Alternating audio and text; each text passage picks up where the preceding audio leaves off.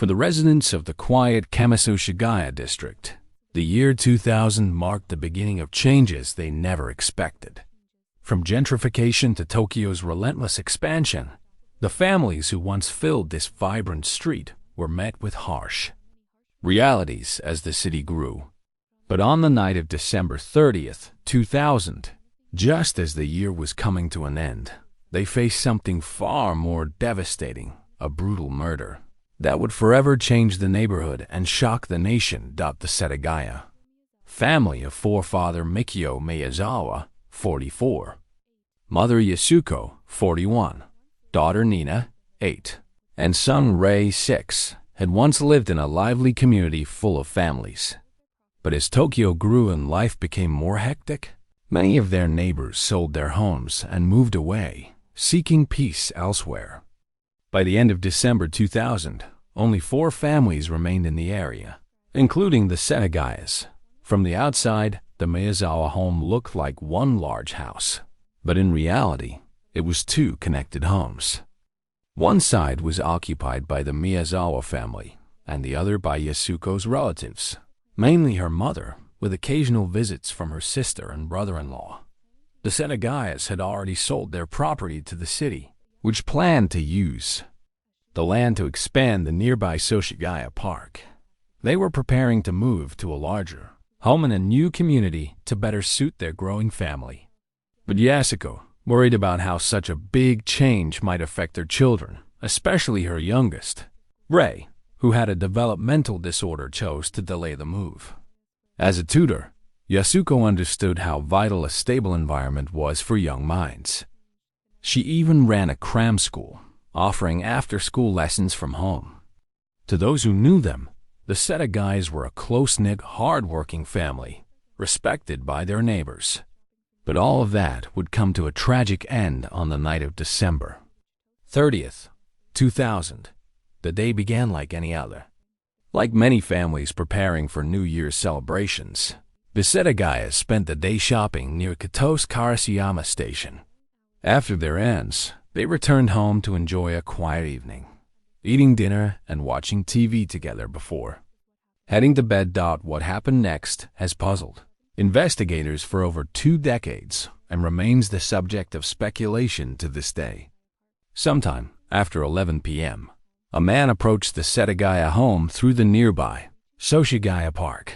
He climbed over the backyard fence and made his way to the second-floor bathroom window.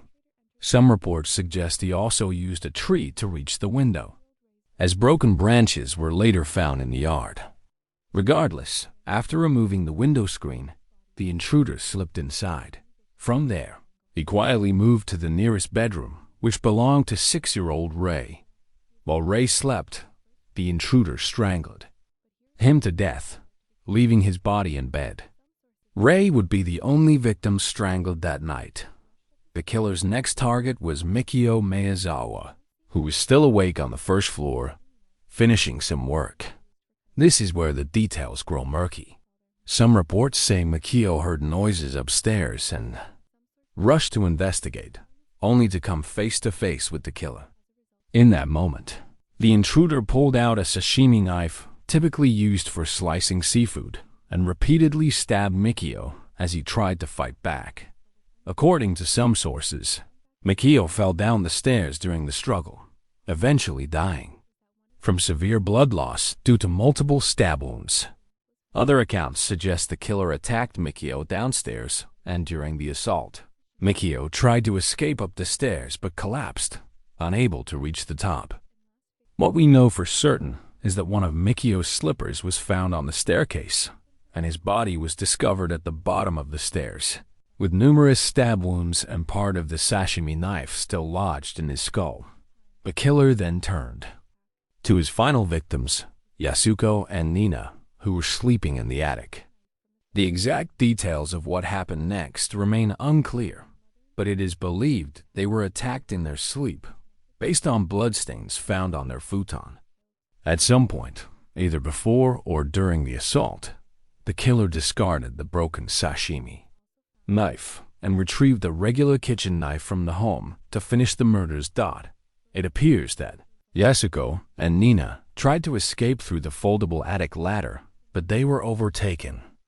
Their bodies were later found huddled together at the top of the stairs on the second floor. Nina had missing teeth, a clear sign that, in addition to being stabbed, she was also beaten.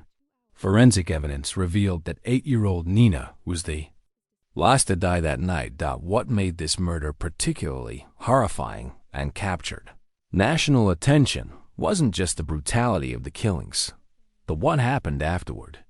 After slaughtering an entire family, including 2 young children, the killer didn't flee.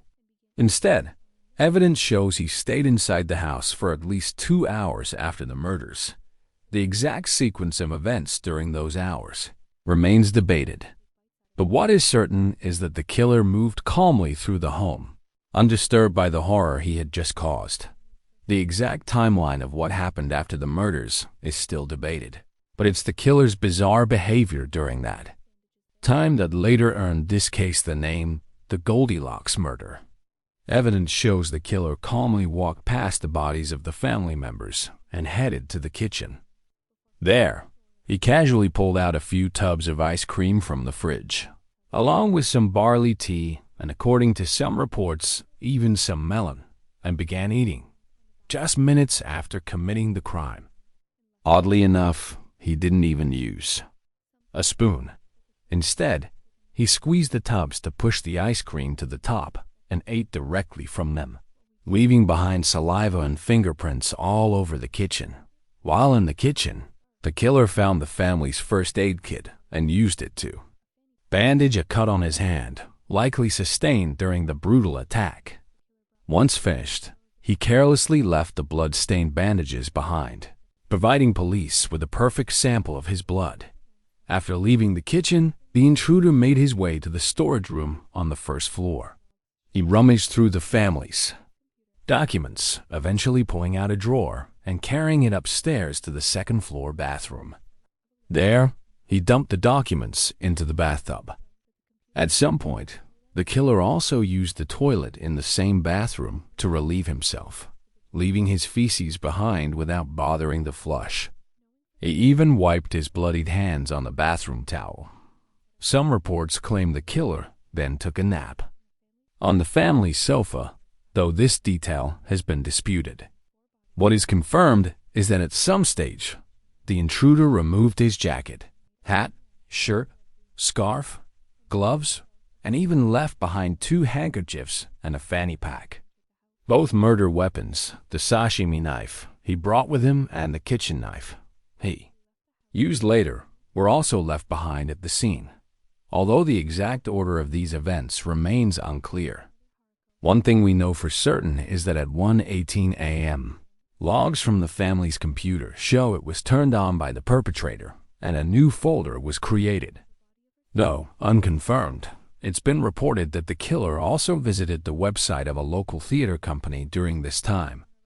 The computer was turned on again around 10 a.m., but after further investigation, police concluded this was likely accidental, probably triggered when the woman who discovered the bodies entered the house and unintentionally moved the mouse.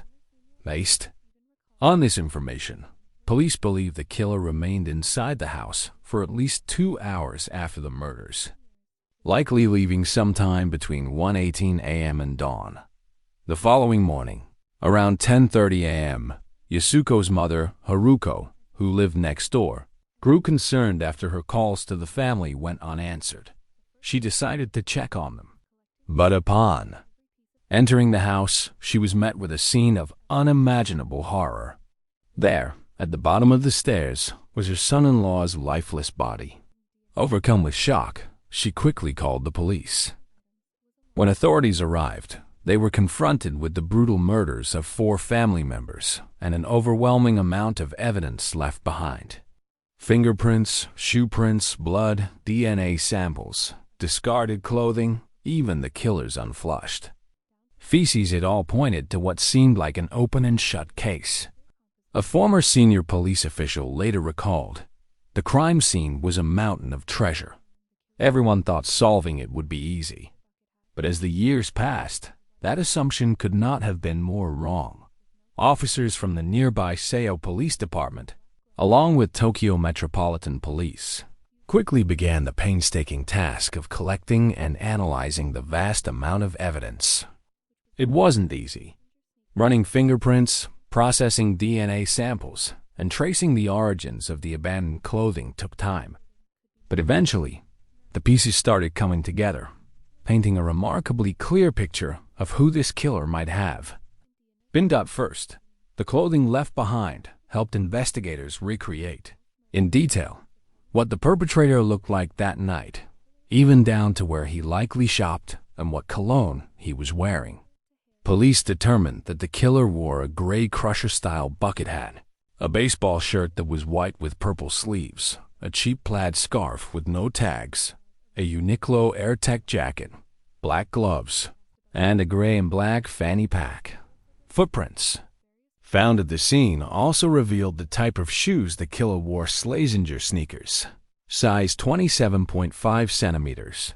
With all of this information, authorities assembled a comprehensive profile of the killer's appearance the night of the murders. Next, police focused on the DNA and murder weapons left behind. One of the most critical clues in any homicide investigation is DNA, and in this case, the killer left it everywhere, from saliva to hair, blood, and even feces. The house was filled with the perpetrator's genetic evidence. At first glance, this wealth of evidence seemed like the key to solving the case.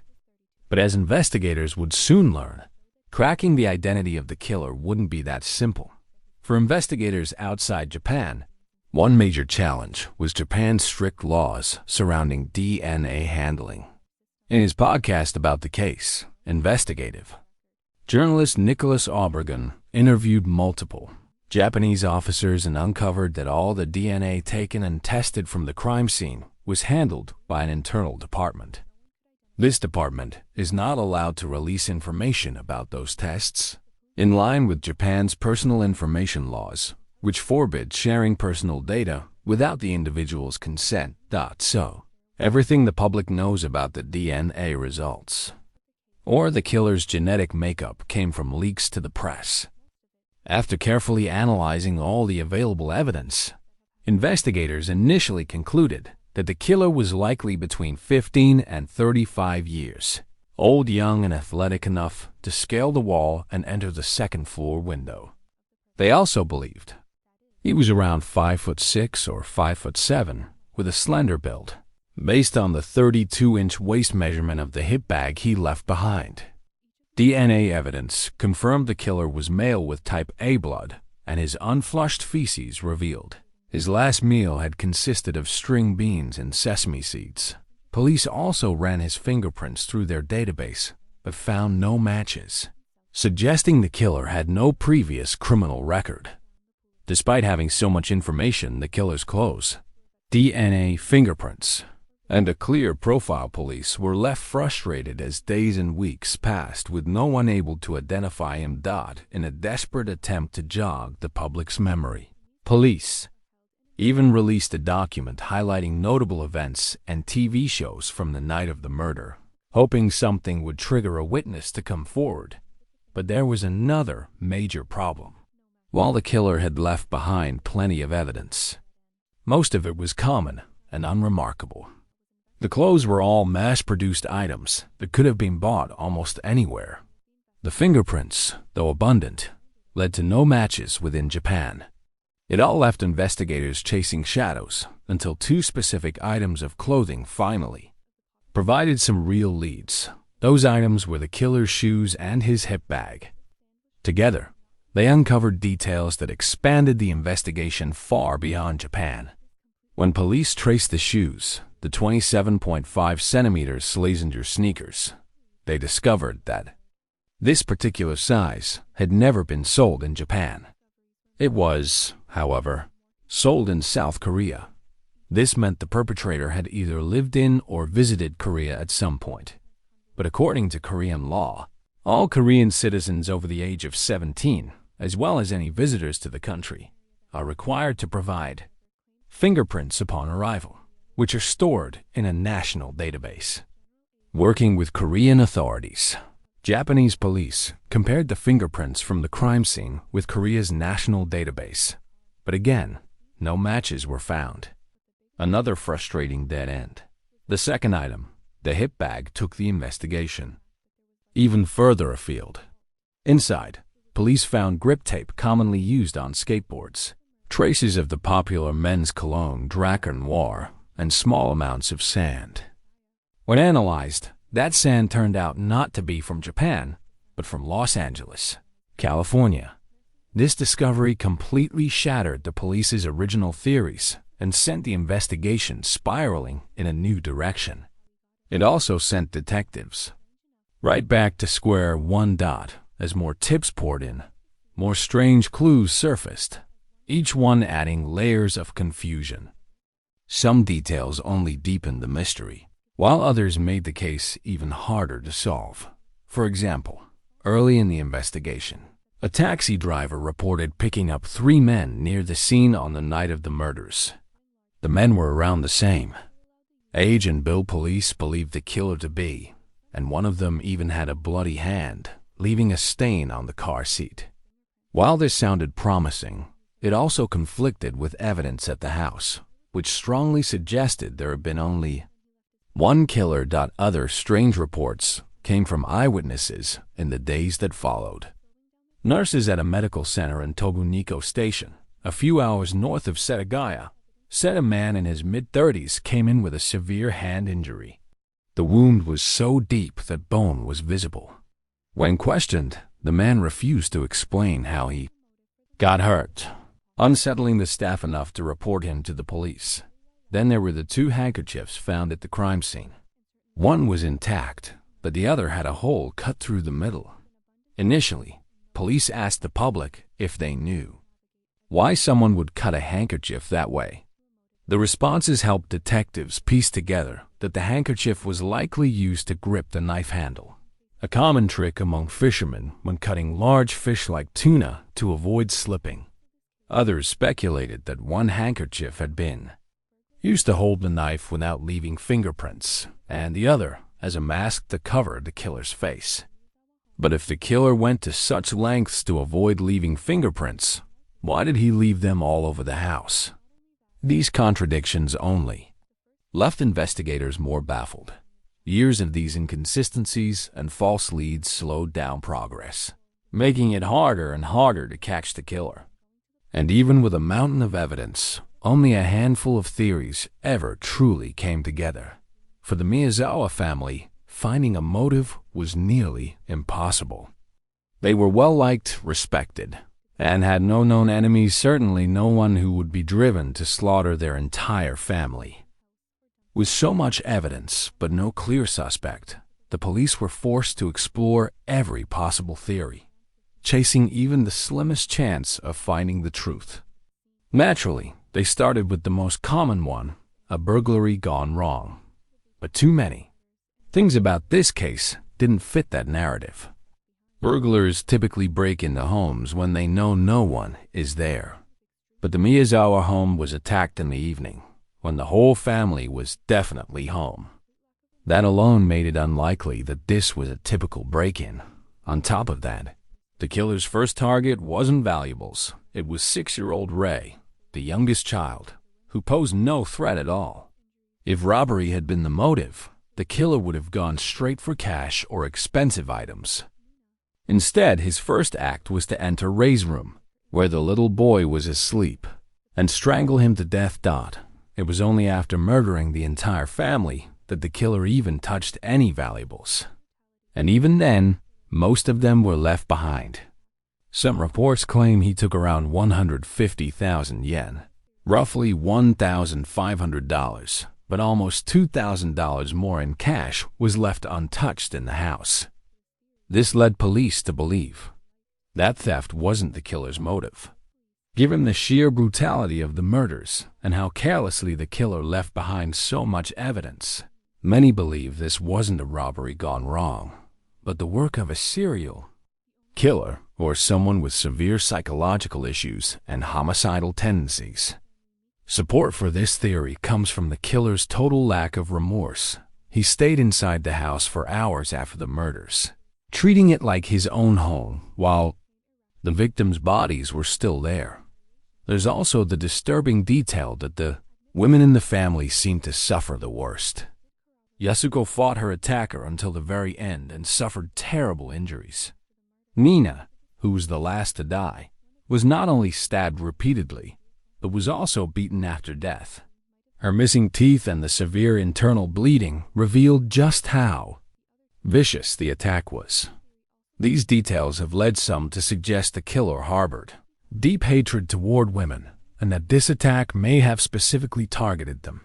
Apart from the theories of burglary or a deranged killer, investigators also looked into the possibility of a revenge killing. But that theory hit a wall.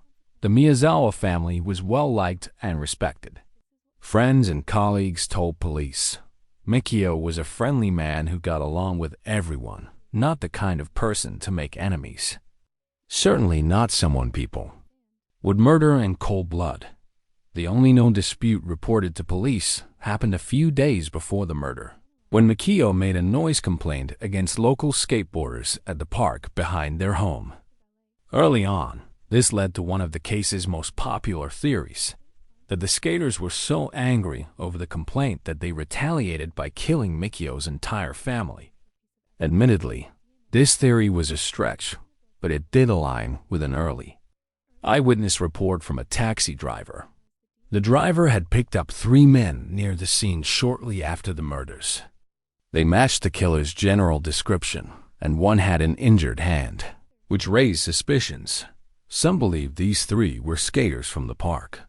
The theory suggested that one entered the house to commit the murders, while the other 2 stood guard. This idea also fit with some of the evidence. The killer's clothes matched the style of skaters at the time, and the hip bag contained pieces of skateboard grip tape. But after interviewing dozens of skaters who frequented Soshigaya Park in the weeks surrounding the murders, police found nothing unusual. For such a petty motive, most investigators and the public struggled to believe that a noise complaint led to the slaughter of a family of 4. The most popular and widely discussed theory, though, came from an unlikely source: a few grains of sand found in the killer's hip bag. When that sand was analyzed, it revealed a bizarre and far-reaching clue. It had originated in California, specifically from a region just north of Los Angeles. This discovery sparked a flood of new theories. How did sand from California find its way to a crime scene in Setagaya, Japan? Many believe the answer lies in another controversial piece of evidence: the killer's DNA, pulled from the blood samples left behind at the house. Early in the investigation, the police used that DNA to create a profile of the killer's ancestry. The results were striking. The killer had mixed heritage, a mother likely from Southern Europe and a father with East Asian ancestry. The paternal DNA markers weren't specific to any one country, but appeared in roughly 1 in 13 people, 1 in 10 Chinese people, and 1 in 4 Korean people.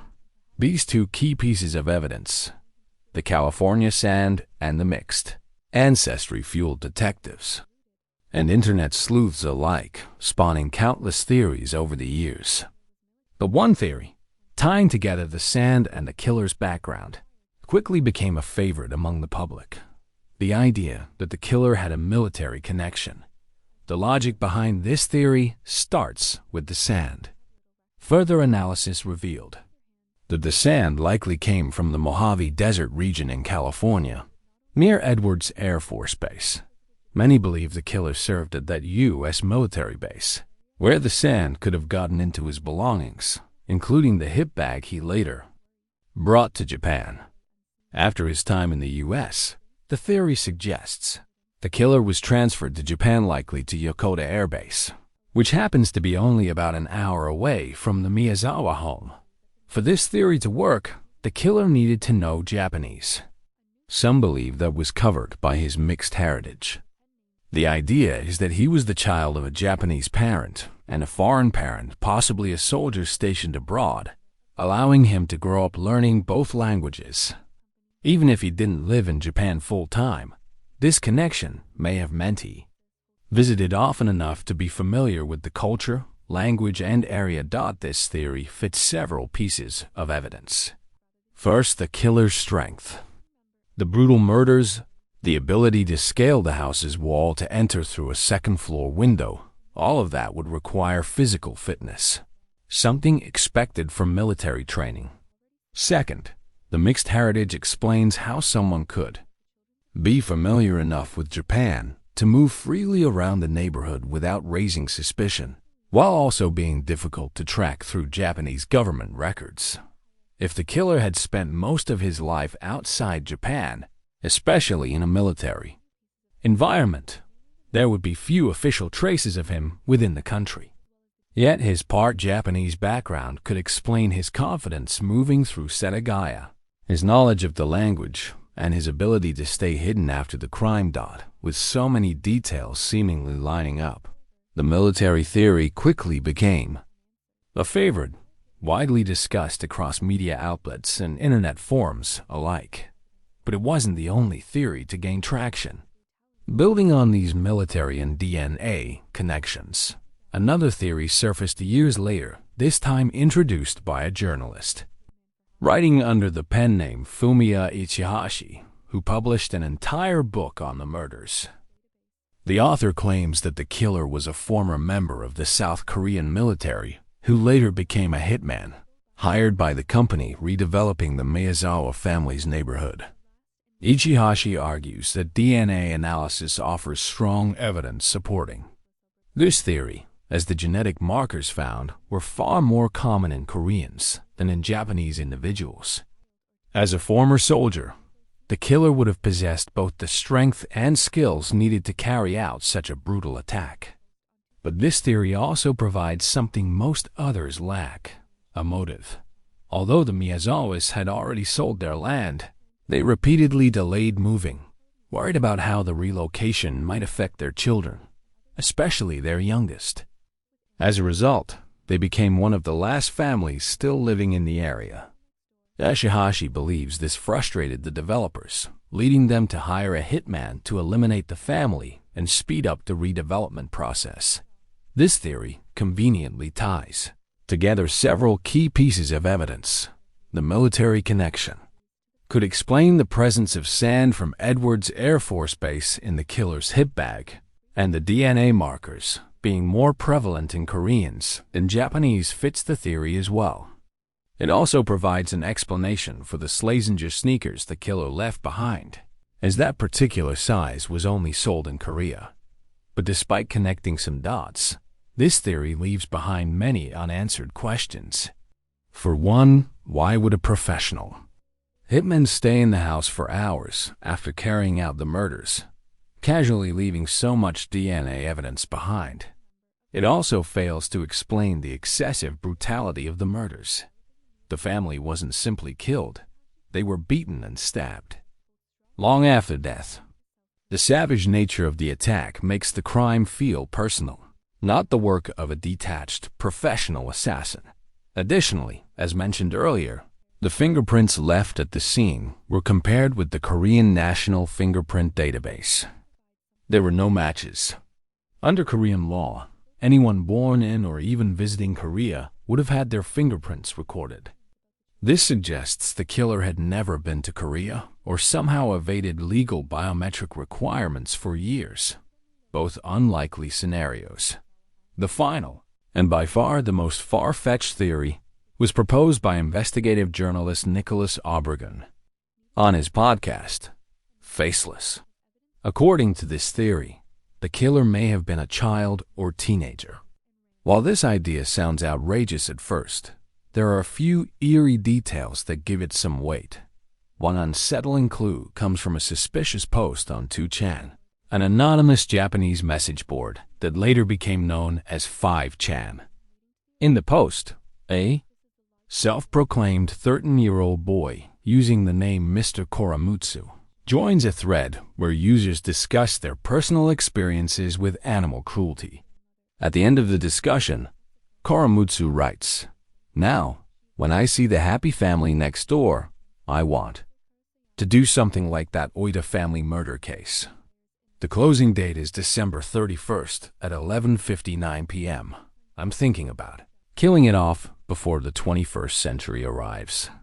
The murder he referred to, the Oida family murder, shares chilling similarities with the Setagaya case. In the Oida case, a family was attacked at night in their home with a knife, leaving 3 dead and 3 in critical condition. The culprit turned out to be a 15-year-old boy. That murder happened during a time when violent crimes committed by minors were rising, marking the start of a disturbing trend in Japan. The most unsettling part? The 2chan post was made on December 27, 2000, just 2 days before the Setagaya family was killed. There's no way to know if the happy family next door, Karamutsu, mentioned was actually the Miyazawas, or if the boy was telling the truth at all. But this theory has still been considered by investigators. If the killer was a child, that would explain why no fingerprints were found in any database. Minors wouldn't be included. It could also support the idea that the killer's last meal, consisting of string beans and sesame seeds, was a simple, homemade meal, the kind often made by mothers for their children, implying the killer was still living at home. But this theory also clashes with key evidence. For one, how would a 13-year-old boy have the strength to scale the back wall of the house, overpower the adults, and kill the entire family in such a brutal, calculated manner? And how would sand from Edwards Air Force Base in California end up in a child's hip bag? These contradictions are why most experts familiar with the case dismiss this theory entirely. Yet, despite how unlikely or bizarre some of these theories may seem, investigators had little choice but to explore every possibility. With no clear suspect and no solid leads, they were desperate for answers, no matter how unlikely the path. In their desperation, police even offered a massive reward of 20 million yen, nearly $190,000, for information leading to the killer's arrest. This remains the largest reward ever offered by Japanese police. The case sparked one of the most extensive investigations in Japanese history, dragging on for years. And yet, nearly a quarter of a century later, the killer remains unidentified. Today, the Miyazawa family's 92-year-old grandmother, Setsuko, is still searching for answers. Heartbroken and trapped in grief, she stands outside Kito's Karasuyama station in Setagaya, Tokyo, quietly handing out flyers, hoping that even after 24 long years, someone, anyone, might know something that could finally bring justice. For her family, since the murders, a Tokyo Metropolitan Police officer has been stationed outside the Miyazawa home around the clock. The path leading to the house is blocked off. In 2010, after widespread public demand, Japan abolished the statute of limitations for murder and other crimes that result in death, meaning the killer can still be arrested and held accountable. But after 24 years, more than 16,000 pieces of evidence, 15,000 tips, and over 250,000 investigators, Japan's largest investigation remains unsolved.